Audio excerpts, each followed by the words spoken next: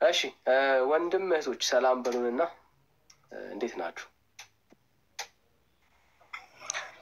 ዳንዬ እንዴት ነህ?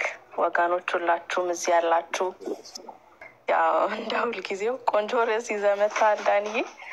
ጌታ ይረዳናል። እንግዲህ አብረን እንቆያለን። ተባረኩ። እሺ ፓስተር እንዴት ነሽ? እንዴት ነህ? ሰላም ነህ ወንድሜ? ሰላም ለእናንተ። እግዚአብሔር ይመስገን፣ እግዚአብሔር ይመስገን። እንግዲህ ቁርባን ያድናል። ብዙ ነገር አዳኝ ስለሆነ ጥሩ ነው። አንዱ ደግሞ ትልቅ ጥያቄ ነው። ኢየሱስ ያድናል ሰዎች እንዳይሉ እንቅፋት የሚሆኑ ብዙ የመዳን መንገዶች አሉና በጣም ደስ የሚል ጥያቄ ነው። ጌታ ይባርክህ። በጣም ነው የማከብርህ። ተወዳጆች ሁላችሁ እሺ፣ እንወዳችኋለን። ሁላችሁንም ጸጋ ይብዛላችሁ። ተባረኩ። እሺ፣ ሌላ ኦርቶዶክሳዊ ካለ ቀበላለሁ። ቁርባን ያድናል ወይ? ቁርባን ያድናል ወይ? የሚያድን ቁርባን አለ ወይ? ኦኬ፣ እስቲ በዚህ ጉዳይ ላይ ትንሽ መነጋገር አለብንና የሚያድን ቁርባን አለ ወይ? እስቲ ገባ ገባ በሉና እንነጋገራለን። ፓስተር ርዕሱ ጥያቄ እንደፈጠረበት እያየሁኝ ነው። እሺ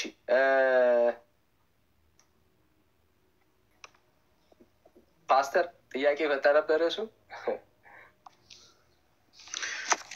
ደግሞ ቁርባን ያድናል ማለት ጀመሩ እንዴ?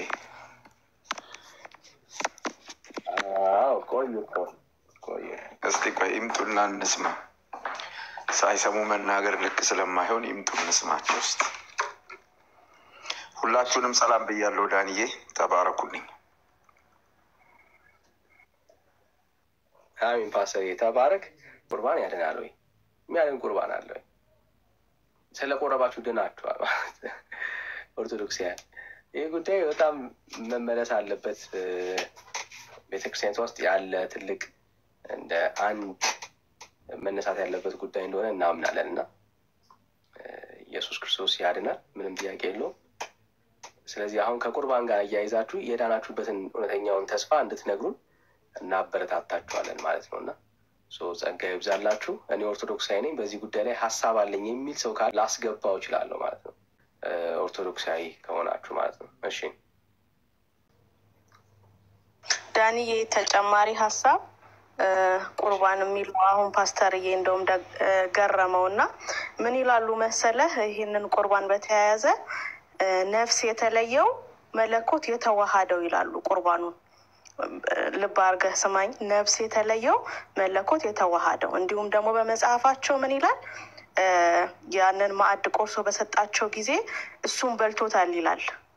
ኦኬ፣ የፋሲካ በዓል ጊዜ ማለት ነው። እና አስበው፣ ነፍስ የተለየውና መለኮት የተዋሃደው የተቀየረ የሚቀየር የሚሉት አስተምህሮ አላቸው እና አያይዞ እሱንም ሲገቡ ይመልሱት። ስፔሻሊ በአገልግሎት የሚገቡ ካሉ ከኦርቶዶክስ ሳይድ ነፍስ የተለየው መለኮት የተዋሃደው የሚለውን በደንብ እንዲያስረዱን ብዬ ነው። እሺ፣ ጥሩ እንዴ፣ እነሱማ መልስ አላቸው ጋይስ፣ መልስ አላቸው። ኦርቶዶክስ መልስ አላት ጋይስ፣ መልስ አላት። እሺ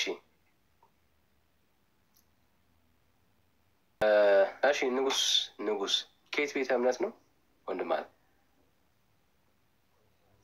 ከየት ቤተ እምነት? ኒውትራል ነኝ። ኒውትራል የሚባል ቤተ እምነት የለም። ድርጅት ውስጥ የለሁበት። የእምነት ድርጅት ውስጥ የለሁም እኮ አለመኖር ድርጅት ውስጥ ኒውትራል የሚባል ድርጅት ውስጥ የለሁበት የሚባል እምነት አለ። ገለልተኛ ነኝ ማለት ገለልተኛ የሚባል እምነት የሆነ ነገር ታምናለህ ብራዘር? ሃይማኖት ያው የምልህ ድርጅት ስለሆነ አልቀበልም። ራስን ነው እያታለልክ ያለው።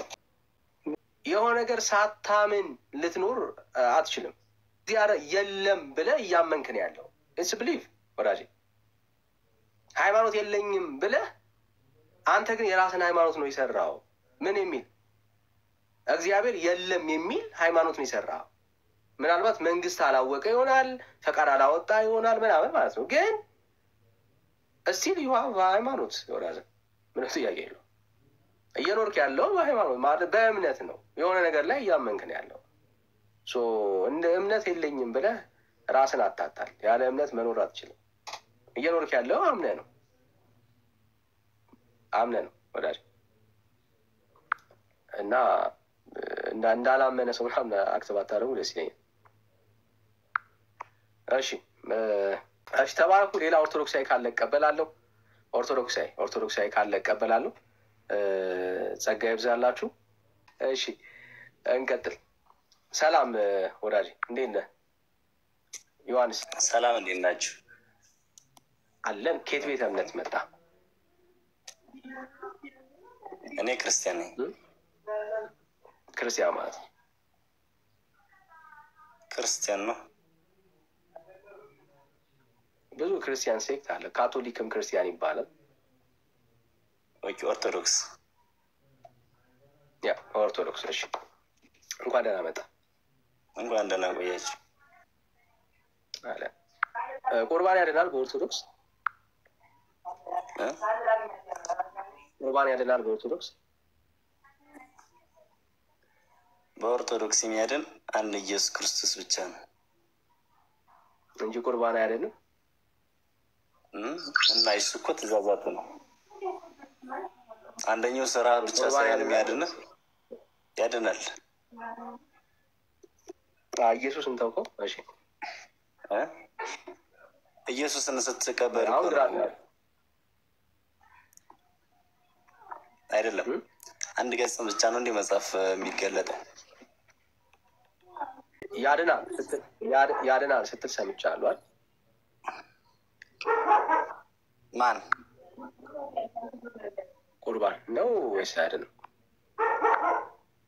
ቁርባን ያድናል።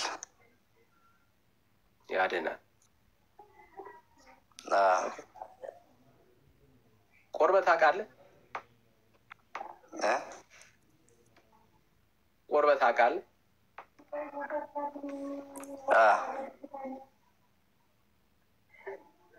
ኦኬ ሶ ዮሐንስ አሁን ድኗል?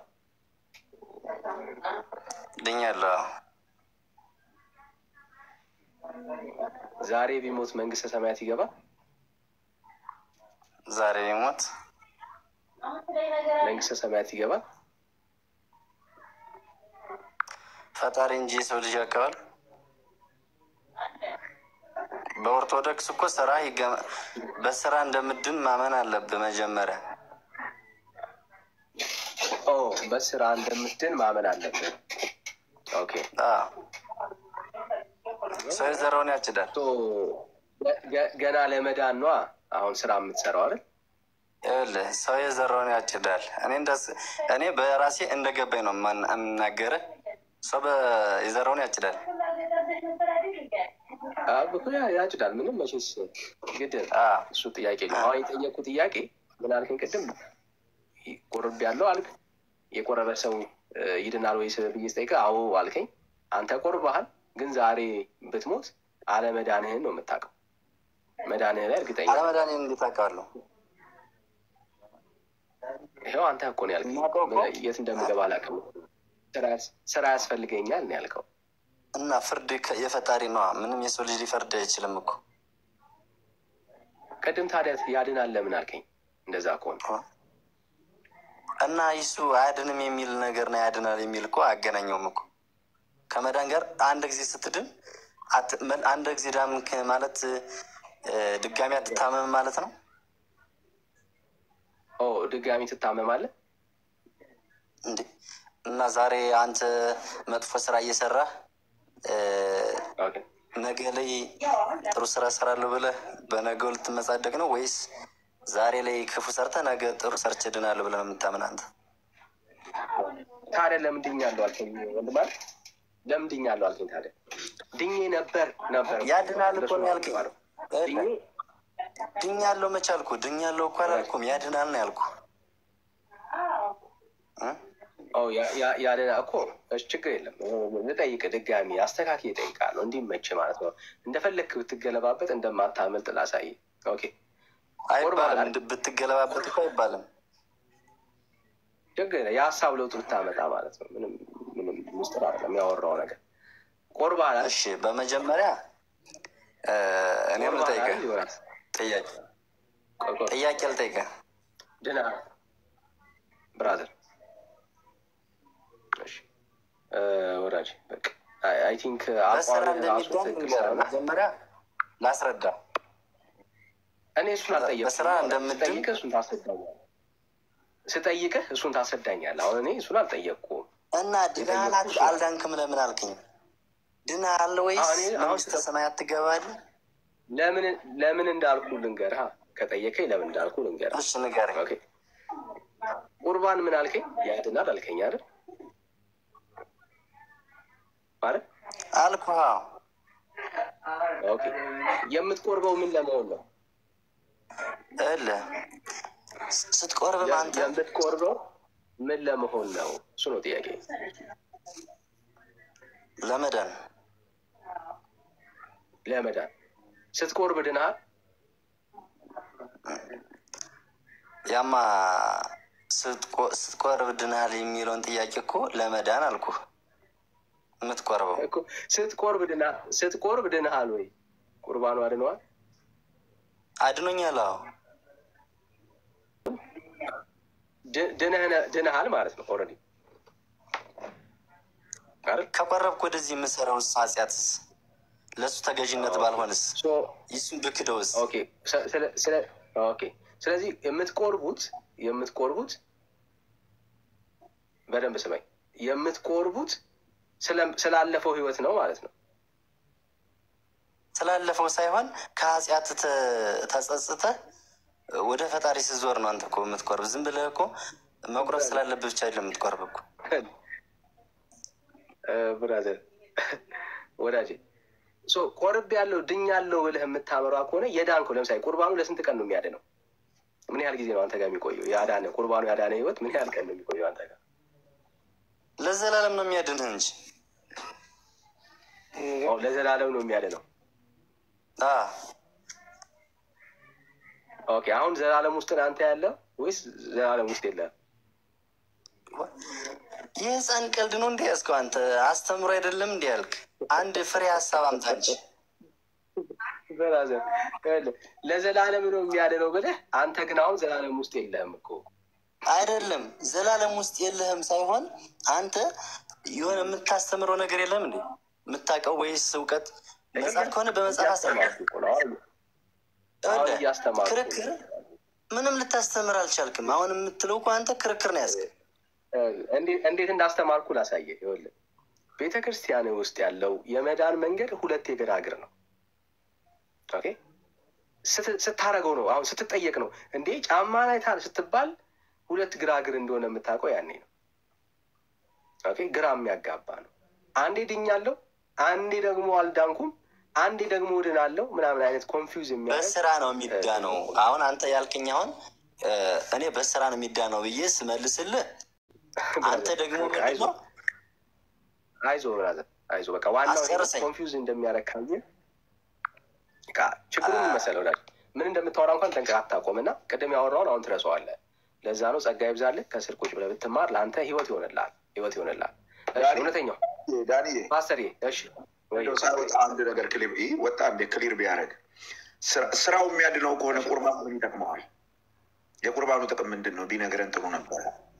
ማለት ለመዳን ስራ ያስፈልጋል ብሏል። ኦኬ ቁርባኑ ደግሞ ያድናል ብሏል። ስለዚህ ምን እንደሚያደርግ ስራ የሚያስፈልግ ከሆነ ለመዳኑ ቁርባኑ ምን እንደሚያደርገው የቁርባኑን ፋይዳ ቢነግረን ጥሩ ነበር። በቃ ሌላ ቀን ይነግረናል።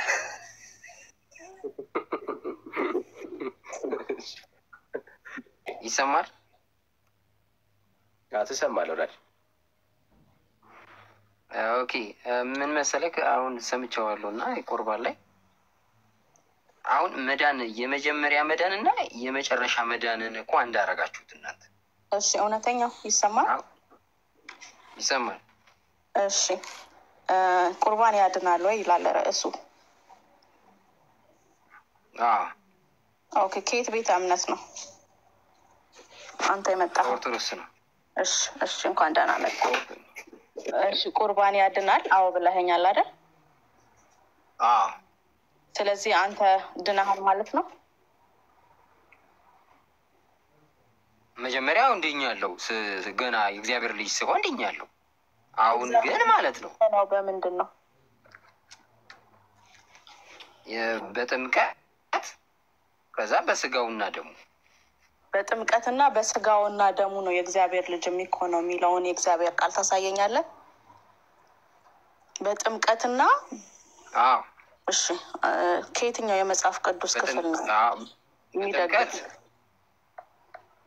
በጥምቀት ያመነ የተጠመቀ ይድናል፣ ያላመነ ግን ይፈረድበታል የሚል ቃል አለ። አሁን የጠየቁት ልጆች የምንሆነው አልከኝ። ኦኬ፣ ስለ መዳን ሳይሆን አሁን ልጆች የምንሆነው በመጠመቅና በመቁረብ ነው አልከኝ። ኦኬ፣ አሁን ልጆች የሚለውንም ሚስ ማድረግ ስለሌለብን እኮ እሱን ልነግርሽ እኮ። ስለዚህ ልጆች የምንሆነው በመጠመቅና በቁርባን የሚለውን የእግዚአብሔር ቃል ታሳየኛለህ እኮ። የነገርኩሽ እኮ ነው። ያው ጥቅሱን መቼም ታውቂዋለሽ ከእኔ በተሻለ። ያመነ የተጠመቀ ይድናል፣ ያላመነ ግን ይፈረድበታል ይላል አይደለ? ስለዚህ ያመነ ሰው ሲጠመቅ የእግዚአብሔር ልጅ ይሆን። የእግዚአብሔር ልጅነቱን ደግሞ ያው ለእውነተኛው አሁን ጨርስልሽ ሀሳቤ ኖ አይ አላስኬድህማ። ትክክል ስላልሆነ ከሄድክ አላስኬድህም። አሁን እኔ ብትጠይቀኝ እኮ ይሄን ጥቅስ አታውቂውም? አሁን የጠቀስኩልሽን እንደዛ የሚል ነገር የለውማ። የእግዚአብሔር ልጆች ትሆናላችሁ የሚል ነገር የለውም። እሺ ሌላ ላምጣልሽ። ሆኑም ነው ውሃ ብቻ ሳይሆን በመንፈስ ቅዱስ በአብ በወልድ በመንፈስ ቅዱስ እያጠመቃችሁ ደቀ መዛሙርት ያድርጓችሁ ብሏል። ሌላ ደግሞ ጥቅስ አይደል እንዴ? የኢየሱስ ደቀ መዛሙርት ማለት የእግዚአብሔር ልጅ መሆን ሁለት ሀሳብ ላይ እንዳይሆኑ። እዚህ አሁን በእናንተ ቁርባን በእኛ ደግሞ የጌታ እራት እንደሚያድን ከመጽሐፍ ቅዱስ ትነግረኛለህ ማለት ነው። አንተ ቁርባን ስጋዬን ያልበላ ደሜን ያልጠጣ የዘላለም ሕይወት የለውም ይላል። ስጋዬን ያልበላ ደሜን ያልጠጣ የዘላለም ሕይወት የለውም ይላል። ስለዚህ የዘላለም ሕይወት ማለት እንግዲህ መዳን ነው። ስለዚህ ካልቆራሽ አትድኝም ማለት ነው። ይሄ የመጀመሪያው መዳን ነው። ኦኬ፣ መዳን ደረጃ አለው ማለት ነው። አዋ አሁን እኮ ይኸውልሽ ደረጃውን እኮ የመጀመሪያውን ደረጃ መጨረሻ አርጋችሁት መጨረሻ ላይም ድኛለሁ ብላ ደመደማችሁ። መጀመሪያ መዳን አለ፣ መጨረሻ መዳን። መጀመሪያ የዳነ ሰው መጨረሻ ሊሆን ይችላል። እሱ አይነት መዳን እኛ አናቅ። ኦኬ፣ ያ መጽሐፉ የሚለው እንደዛ ነው። አይልም እንደሱ አይነት ግራጁዋል የሆነ ድህነት የለም። ኦኬ፣ ግራጁዋል የሚሆን ድህነት እሺ አምጣ ላምጣልሽ። ምንድነው መሰለሽ ጌታ እንዲህ ብሏል፣ እስከ መጨረሻው የጸና ይድናል ብሏል። አሁን እሱ ልጅነትሽን አስጠብቀሽ ሄደሻል ወይ ነው። ልጅነትሽን አስጠብቀሽ ካደርሽ ልጅነትሽ ይወሰድብሽና አትድኝም ማለት ነው። ምክንያቱም መስናት አልቻልሽም። ምንም ችግር የለም። እሱ ጋር በደንብ ማውራት እንችላለን ይሄንን ከጨረስን በኋላ። አሁን እኔ የምነግርክ ነገር ቁርባንን ለድህነት መሆኑን በደንብ አሳየን ነው እያልኩክ ያለሁት። አሳየውሽ እኮ ይኸውልሽ፣ አሁን ገና አዲስ ፍሬሽማን የመጣ ሰው በኢየሱስ ስም ያምናል። ያመነውን በጥምቀት ያረጋግጣል። ከዛ በቁርባን ማህተብ ይመታበታል። አሁን ምን ማለት መሰለሽ፣ ቀበሌ ትሄጃለሽ፣ ትመዘገቢያለሽ መታወቂያ ለማውጣት። መታወቂያው ህጋዊ የሚሆነው ማህተብ ሲኖረው ነው። ማህተቡ ቁርባን ነው። ይኸውልህ አሁን ያነሳኸው ክፍል ማለት ነው ስጋዬን የበላ ደሜን የጠጣ የሚለው ዮሐንስ 6 ላይ ያለው የተነሳበት ሀሳብ ከምንድን ነው? እሱ ልታስረዳኝ ትችላለህ? አዋ የዘላለም ህይወትን ከማግኘት ነው። የዘላለም ህይወት ማለት የእግዚአብሔር ልጅነት ነው። ኦኬ የዮሐንስ 6 ሀሳቡ የተነሳው ኦኬ 5000 ሰዎችን ካበላና ካጠጣ በኋላ ነው አይደለ? ከጠገቡ በኋላ አይደል ይሄ ሀሳብ። ስለዚህ እሱን ኮንቴክስት ይዘህ ስትሄድ እዚህ ጋር ስለ ጌታ እራት ነው የሚያወራው ወይም ስለ ቁርባን ነው የሚያወራው? ዮሐንስ 6 ሙሉ ተዋረ ኮንቴክስቹዋል ሚኒንጉን ሳታይ ስጋዬና ደሜ የሚል ቃል ስላየክ ነው ለቁርባን ወይም ለጌታ እራት ነው ብለክ ይዘኸው የመጣኸው? አውቀዋለሁ። ይሄን ለጌታ እራት መሆኑን አውቀዋለሁ። ለጌታ እራት ነው ይሄ? እርግጠኛ ነህ? አዎ 100%። ልክ አይደለም፣ ተሳስተሃል። እስቲ ያሳይኛ እንዴት እንደተሳሳትኩ። ይኸውልህ አሁን ይሄንን ኮንቴክስቹዋል ሚኒንጉን ማየት መቻል አለብህ። እዚህ ጋር ጭራሽ ስለ ጌታ እራት አልተነሳም። ኦኬ ስለ ጌታ እራት በጭራሽ አልተነሳም። በጥብርያዶስ እነሱን አብልቶ ካጠገበ በኋላ አንብቢዋ ሁሉ እኔ ሀሳቡን በአጭሩ እየነገርኩህ ነው። አይደለም አይ አንብቢው እንዴ ካላነበብሽው እንዴት ይሆናል? ሀሳቡን በአጭሩ ስነግርህ የማትቀበል ከሆነ እንግዲህ ምንም ማድረግ አልችልም። ኦኬ 71 ቁጥር አላነበብኩም። ከየት እንዳመጣሽው ሳላቅ ከየትኛው ምዕራፍ እንዳመጣሽው ሳላቅ ስለምን እንደሚያወራ ሳላቅ እያስተካከልኩህ እኮ ነው። ራስህ ያመጣኸውን እኔ እኮ እያስተካከልኩ ነው። ያስተካክልኝ እኮ በባይብሉ ነው። መስማት አልፈለግም እንጂ በራስሽ ሀሳብ ነው እንዴ? ጥቅሱን ንገሪኝና ትክክል አይደለም ካልሽን ጥቅሱን አምጪውና እያነበብሽ አስተካክይ። መስማት አልፈለግም? እየሰማሁሽ እኮ ነው። ጥቅሱን ብቻ አምጪና አንብቢልኝና አሳምኝኝ እኮ ነው የምልሽ። አሁን እሺ ላንብብልህ። ላንብብልህ። ኦኬ ካበላቸው በኋላ ተከተሉት። ምክንያቱም ስለተጠገቡ ካቀለለልሽ ያመጣው እሱ አይደለ? አዎ እየሰማሽ እንዳልሆነ መስማት ሙሉ ላይ እንዳልሆነ ስለገባኝ ነው። እሺ ዳቦ እንደሆነ ለምን አያሳየንም? እሱ እንደሱ አይቀርም። ሜርሲ ከዛ በቃ ሲያቅተው እውነተኛውን የጽድቅ መንገድ በደንብ ታሳዩዋለሽ ማለት እና እየሰማሽ እንዳልሆነ ስለተረዳሁት ነው። እሺ ዳንዬ እውነት እኮ ነው። የጌታ እራት መሆኑን አሳየኝ የምለው ደጋግሜ ለዛ ነበረ። እሺ አሳይ። ላንተ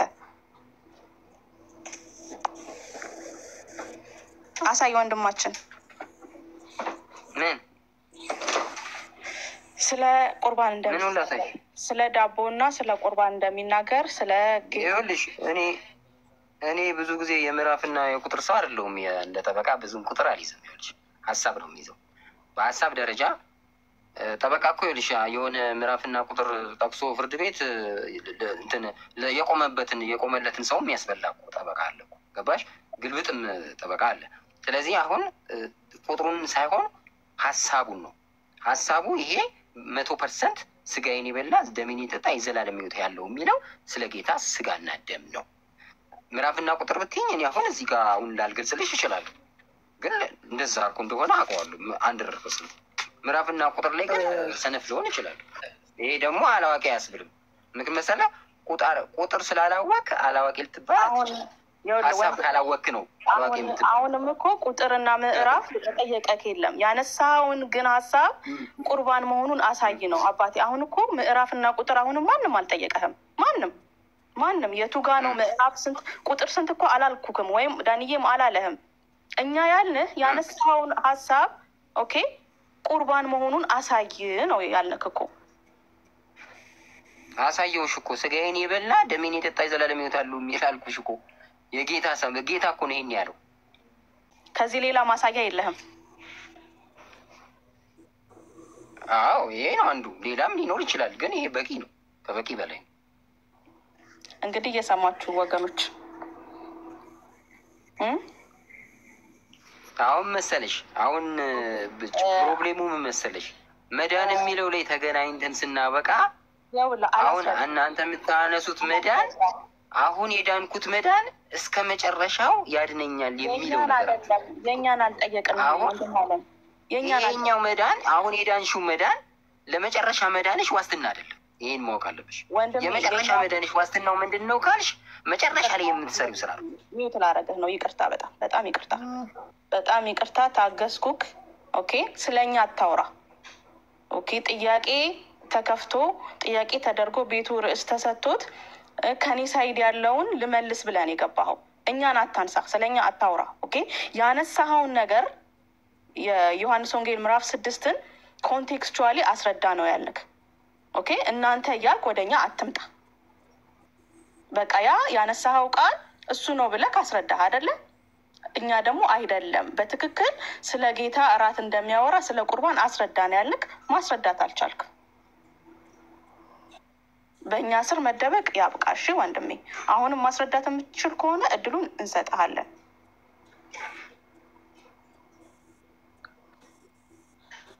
እኔ ላብራራለት። አክሊሉ አሁንም ትበጠብጣለህ። ተው። አይ ከተፈቀደልኝ ብዬ ነው። ሚዩት አድርግና ከዛ ታወራለህ። ተባቃረ በትልቅ እናውራ። ሚዩት አድርገው ከዛ ድል ሰጥሃለሁ፣ ታወራለህ። እሱ ይጨርስ። እሱ ሲያቅተው ከዛ ወንድም አለም እውነተኛው ይሰማል ሆና እንጂ ድፍንፍን ያለ ነገር ከምታመጪ አይደለም ካልሽ አይደለም የሚል ማስረጃ አምጪ። እኔ ግን ማስረጃ መጣሁልሽ። በቃ ስጋዬን የበላ ደሜን የጠጣ የዘላለም ሕይወት አለው። ይሄ ቃል የለም መጽሐፍ ቅዱስ ላይ ካልሽ ቁጥር የሚያውቁ ሰዎች አሉ። ከአንቺ ባታቂ እዚህ ፊት መሪያችን ወንድማችን ቁጥሩን ያመጣልናል ከፈለግ። ስጋዬን የበላ የዘላለም ሕይወት ዮሐንስ አለው የሚለው ቁጥር አሁን አንቺ ቁጥር ነው የፈለግሽው ሀሳብ አለ። ማይ ጋድ ቁጥር አልጠየቅንም አይደል? እሺ ቁጥር ጠየቅን እንዴ? ኦኬ አረ ዮሐንስ ወንጌል ምዕራፍ ነው ወይስ እንዴት እናድርግ? ዮሐንስ 6 ትንሽ አየር ውሰድ። ማስረዳት ስላልቻለ ነው። ትንሽ አየር ውሰድ። እሺ አክሊል ልርዳው እያለ ነው። እሺ አክሊል እንዴት ነህ? ሚቷን ሰነ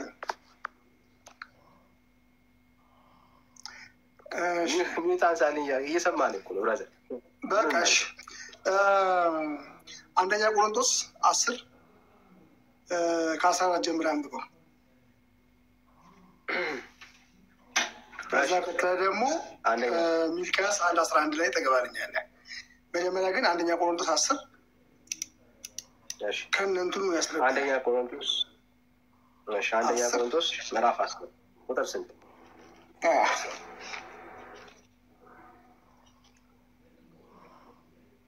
ቁጥር ስንት? 14 ስለዚህ ወዳጆች ወይ ጣዖትን ከማምለክ ሽሹ፣ ልባሞች እንደመሆናችሁ እላለሁ በምለው ነገር እናንተ ፍረዱ። ቀጥል ወይስ ይብቃ? ቀጥል። አቁም ስለ እኔ ታቆማለህ። የምንባርከው የበረከት ጽዋ ከክርስቶስ ደም ጋር ህብረት ያለው አይደለምን? የምንቆርሰውስ እንጀራ ከክርስቶስ ጋር ህብረት ያለው አይደለምን? አንድ እንጀራ ስለሆነ እኛ ሁሉ ቆይ የምንቆርሰው እንጀራ ስለሆነ ከክርስቶስ ስጋ ጋር ህብረት ያደለው አይደለምን? አንብብልኝ። ቀጥል። አንድ እንጀራ ስለሆነ እኛ ብዙዎች ስንሆን አንድ ስጋ ነን፣ ሁላችን ያንን አንዱን እንጀራ እንካፈላለንና። በስጋ የሆነው እስራኤል ተመልከቱ፣ መስዋዕቱን የሚበሉ የመሰዊያው ማህበርተኞች አይደሉምን? እንግዲህ ምን እላለሁ? ለጣዖት የተሰዋ ምናምን ነው እላለውን? ወይስ ጣዖት ምናምን እንደሆነ እላለውን? አይደለም።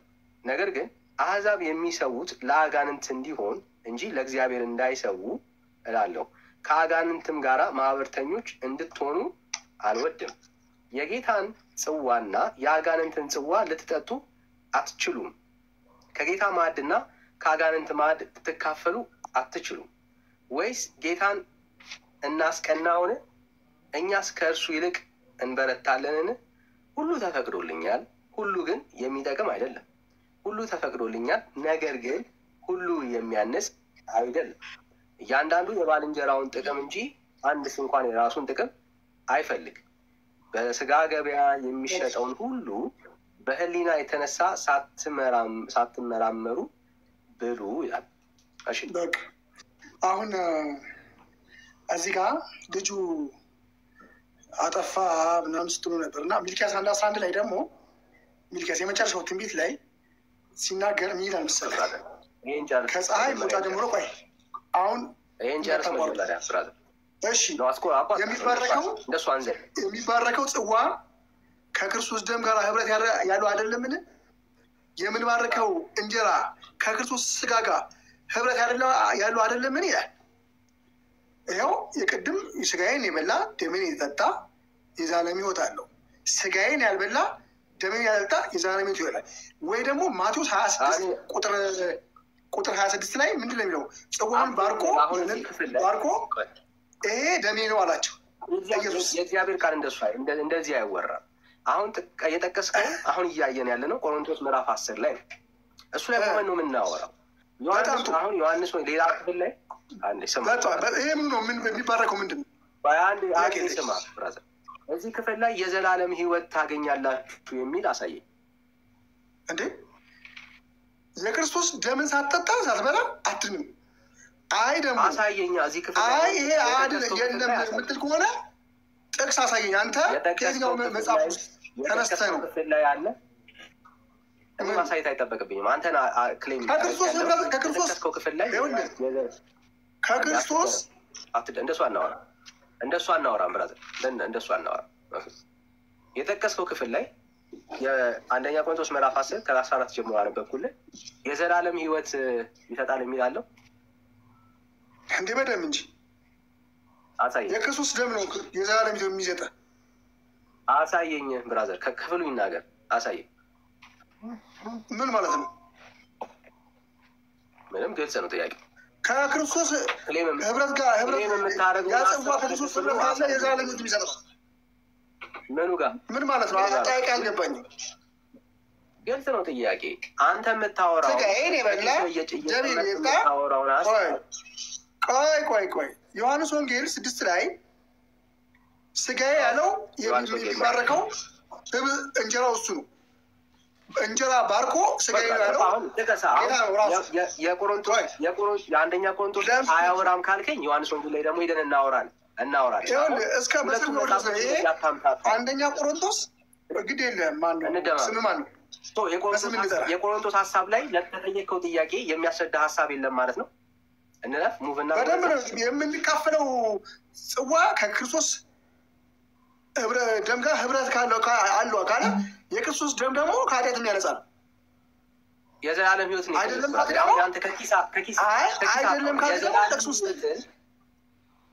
ብራዘር አሁን ለተጠየቅኩ ጥያቄው ምን ነበር? አክሊል ረሳው አይደል?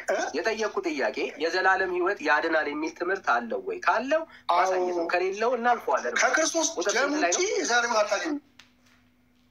ለምን መሰለህ? በዚህ ላይ ብቻ ይኸውልህ አንድ ነገር ንገርህ። መጽሐፍ ቅዱስ ሀሳብ ቆይ በመጽሐፍ ቅዱስ ሀሳብ ለመሻሻል እኮ አይደለም ይሄ የምንናገረው ለህይወት ነው አይደል?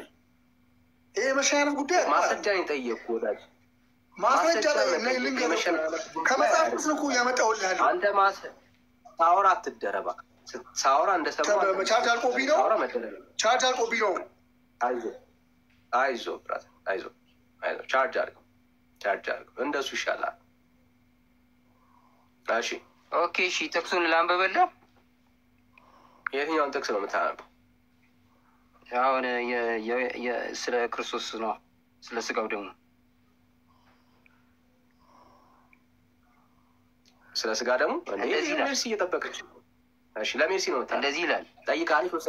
ዮሐንስ 6 ነው ያለችው። እንግዲህ ዮሐንስ 6 ላይ የሚለው እንደዚህ ይላል፣ ነገር ግን ለዘላለም በህይወት ለመኖር መብል የሰው ልጅ ለሚሰጣችሁ ስሩ፣ እሱ እግዚአብሔር አብ አትሞታልና። እንግዲህ የእግዚአብሔርን ስራ እንድንሰራ ምን እናድርግ አሉት። ኢየሱስ መልሶ ይህ የእግዚአብሔር ስራ እርሱ በላከው እንድታምኑ ነው አላቸው። እንኪያስ አይተን አንድናምን የሚለው ቃሉ የሆነ ፊደሎች ችግር አለበት። አንተ ምን ምልክት ታደርጋለህ? ምንስ ትሰራለህ?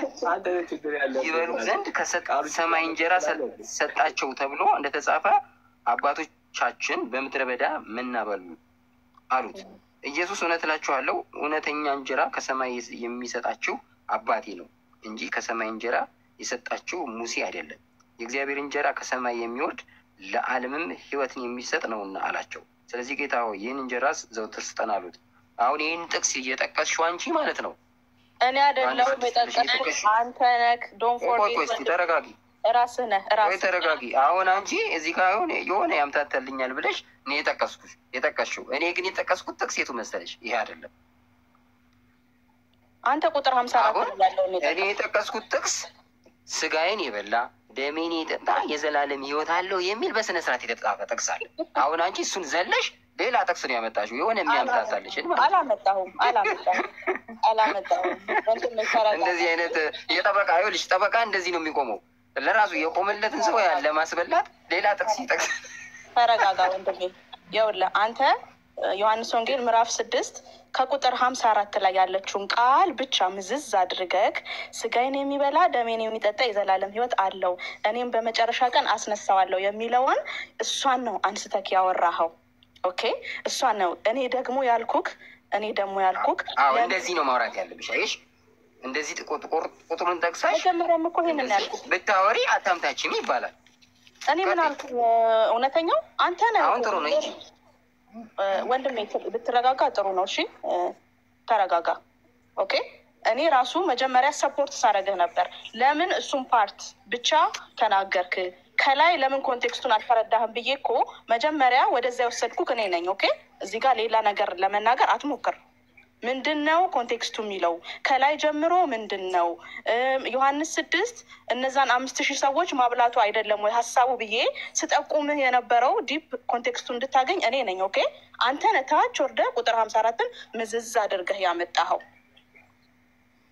ኦኬ፣ ስለዚህ አሁን አንተ ራስክ ባነበብከው ከቁጥር 25 ጀምሮ ባነበብከው የህይወት እንጀራ ብሎ የተጠቀሰው ጌታ ኢየሱስ ክርስቶስ ራሱን ነው እንጂ የጠቀሰው እዚህ ጋር ስለ ቁርባን የሚያወራ ክፍል አለመሆኑን አሁን ባነበብከው መረዳት ይቻላል ማለት ነው።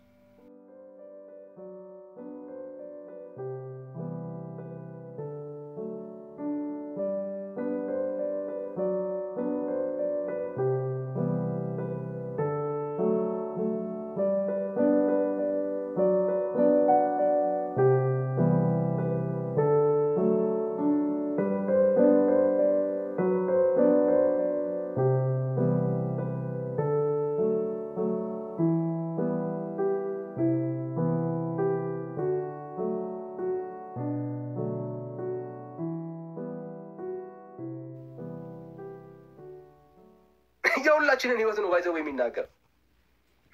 ቁጥር 4 ላይ እንደዚህ ይላል። ኦኬ፣ ነገር ግን ሃሌሉያ። እቺ ቃል በጣም ነው የምትለኝ። ምን አለን? ነገር ግን እግዚአብሔር በምህረቱ ባለጠጋ ስለሆነ እግዚአብሔር ይባረክ። አየህ፣ ለሞቱ ሰዎች፣ በኃጢአት ለተመላለሱ ሰዎች ኑሯቸው ህይወታቸው ሁሉ ከእግዚአብሔር ፈቃድ ለራቀ ሰው ለሱ እግዚአብሔር ምን ፖይንት አመጣለት? ከምህረቱ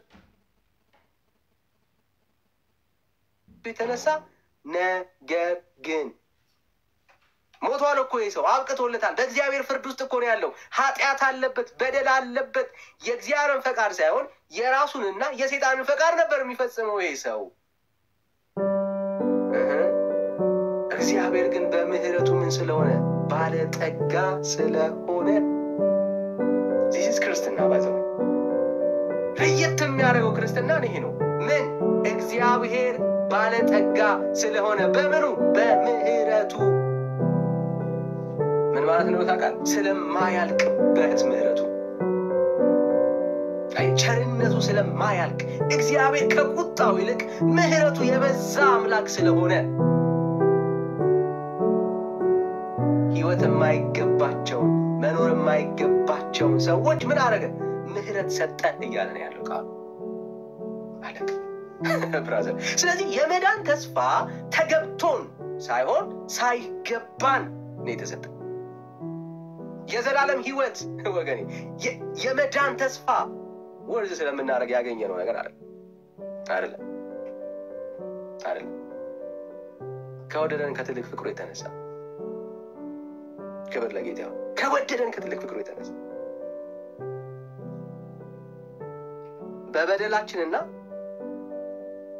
በበደላችን ሙታን እንኳን በሆንን ጊዜ ከክርስቶስ ጋር ህይወትን ሰጠን። ከማጋ ከክርስቶስ ኢየሱስ ጋር ህይወትን ሰጠን። በጸጋ ድናችኋልና። we are saved brother። ድነናል። የዳነው በምንድን ነው? እሱ በእግዚአብሔር ጸጋ ከወደደን ከትልቅ ፍቅሩ የተነሳ ምን እግዚአብሔር ያዳነን ያጸደቀን ህይወት የሰጠን ይሁን። ክርስትና ይሄን ብራዘር፣ የእግዚአብሔር የማዳን ተስፋ ለዳኑ ሰዎች፣ መዳን ለሚችሉ ሰዎች አይደለም የመጣው። ለሞቱ ሰዎች፣ ህይወት ለሌላቸው፣ ተስፋ ላጡ ለነሱ ነው እግዚአብሔር ምን ያደረገው? ህይወትን የሰጠው። ህይወትን ክርስትና ይሄን አድኖ ከዛስ ነጋችንስ ምንድን ነው? አከተመ ወይ? የመዳን ተስፋ አንዴ ድነ ከዚህ በኋላ ደግሞ ደግመህ ደግሞ የምትድነው በራስህ ነው ወይ? አይደለም። ይህ ናቲ በደንብ ስማኝ። በሚመጡ ዘመናትም መቼ? በሚመጡ ዘመናትም በክርስቶስ ኢየሱስ ለእኛ ባለው ቸርነት። ትላንት ከሞት ያዳነ የእግዚአብሔር ቸርነት ነው። ነገም በህይወት የምትኖረው በእግዚአብሔር ቸርነት ነው። በማን? በክርስቶስ ኢየሱስ ያገኘ ነው የእግዚአብሔር ቸርነት። ኢየሱስን በማመናችን የተቀበልነው የእግዚአብሔር ፍቅር ነገን የሚያኖረን። ትላንትና አድኖ የተወህ አምላክ የለም። ነገ ላይም የሚያድንህ ደግሞ ህይወትን የሚሰጥ በዘላለም ህይወት ተስፋ ውስጥ እንድትኖር አድርጎ ማህተም የሆነልህ የእግዚአብሔር ምሕረት ነው። ክብር ለጌታ ይሁን። ቃሉ እንደዚህ ይላል፣ በክርስቶስ ኢየሱስ ለእኛ ባለው ቸርነት ከሁሉ የሚበልጠውን የጸጋውን ባለጠግነት ያሳይ ዘንድ ከእርሱ ጋር አስነሳን፣ በክርስቶስ ኢየሱስም በሰማያዊ ስፍራ ከእሱ ጋር አስቀመጠንና ጸጋው በእምነት አድን፣ ይህም የእግዚአብሔር ስጦታ ነው እንጂ ከእናንተ አይደለም። ክብር ለጌታ ይሁን። ክርስትናዬ ነው። ህይወት ይሄ ነው። የተቀበልነው የሆነልን ይሄ ነው።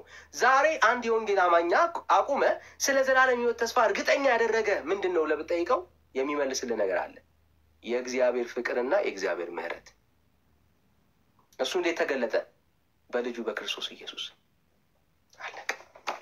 የተገለጠው ያገኘን ህይወት ከእግዚአብሔር የተነሳ የተቀበልነው ነው እንጂ ከኛ ማንነት፣ ከኛ ጥሩነት፣ ከመልካምነታችን ምናምን የተቀበልነው ህይወት አይደለም። ስለዚህ we are sure ዛሬ ብንሞት የት እንደምንሄድ እናውቃለን። ለምን? በዘላለማዊ ፍቅር የተወደድን ሰዎች ነን። በእግዚአብሔር ቸርነት ውስጥ ያለን፣ በኪዳኑ በእግዚአብሔር ኪዳን ውስጥ ያለን ሰዎች ነን። ምን ማለት ነው? በልጁ በክርስቶስ ኢየሱስ የሚያምን የዘላለም ህይወት አለው የሚል ኪዳን አለ።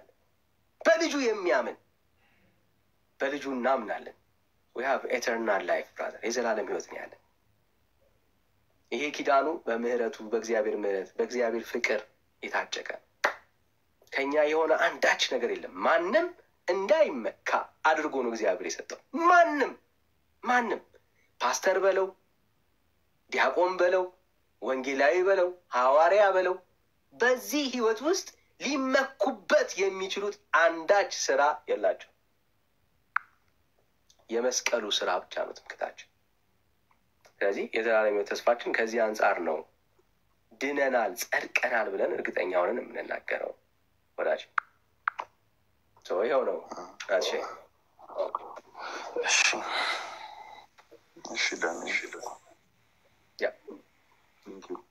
ተባል ክርስትና በዚህ ደረጃ አክሴፕት አድርገው፣ ኢየሱስን ይህን ያክል ትረስት አድርገው። ያኔ ነው ኢየሱስን የማመን ሚስጥር በህይወት ላይ ትርጉም የሚኖረው፣ ክርስትና ትርጉም የሚኖረው ያለ። ከተቀበልከው የተነሳ ነው አሁን ምን የምትሰራው፣ መልካም የምታደርገው፣ ጥሩ የምትሰራው፣ ያለን የምታካፍለው፣ የእግዚአብሔር ህይወት በአንተ ውስጥ የሚኖረው ያን ጊዜ እሱ ወሳኝ ነው። ደስ አይልም? ክርስትና ደስ ይላል እኮ ጌታ አሳረፈን ስንል እኮ እንደዚህ this is our God brother። ይሄ ነው አምላካችን ይሄ አምላክ ነው። አምላካችን ይሄ አምላክ ነው። የፍቅር አምላክ ነው ስንል እኮ ይሄ ነው። የምህረት አምላክ ነው ስንል እኮ ይሄ ነው። ሞት የተፈረደበትን ሰው ሲያጸድቅ፣ ህይወት የሌለውን ሰው እግዚአብሔር አምላክ ህይወት ሲሰጥ፣ ይሄ እኮ ነው የእግዚአብሔር ምህረት ማለት፣ የእግዚአብሔር ቸርነት እኮ ማለት ይሄ ነው። የኃጢአት ደሞዝ አውቶማቲካሊ ሞት ነው። ኃጢአት ካለብህ ሞት ተፈርዶብሃል፣ አለቀ። በኃጢአት በቃ። ግን እግዚአብሔር ሲመጣ ያዳነው እኔና እናንተ ነው፣ ኃጢአተኞችን። ምን ሞት የተፈረደባቸውን በኃጢአት ቀንበር ውስጥ የተያዙትን እነኛን ሰዎች ነው በልጁ በክርስቶስ ኢየሱስ በኪዳኑ ይሄ ስለ እናንተ የሚፈሰው የአዲስ ኪዳን ደሜ ነው። ሃሌሉያ! ኪዳኑ እንዲጸና ያደረገው የክርስቶስ ኢየሱስ ደም ነው።